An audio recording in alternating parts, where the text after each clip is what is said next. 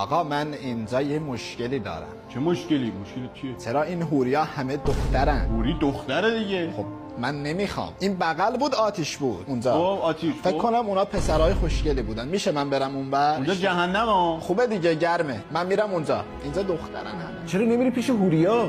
خیلی هم من توان ندارم. خب پس یه شراب بریزم بخوری. مال شهر خودمون بهتره. این چیه آب پرس؟ خیلی مسخره است اینجا. چرا؟ اما ما رفتیم اونجا اصل بگیریم میگیم چند، میگه رایگان. خب این که حال نمیداد که دیگه. گیم پلیش کو، من میخوام تخفیف بگیرم. همه چی مفته است.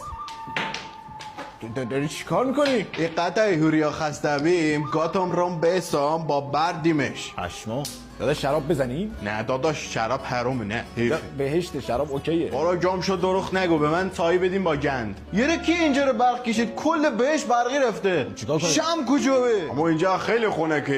یک قدم پاشیم بریم جهنم یاد شهر خودمون بیفتی. خیلی اینجا خنکه، من نمیتونم. اینجا چه فرقی داره؟ یعنی چی؟ شبیه شهر خودمونه که تهرانی آشغال نریز. برو باش.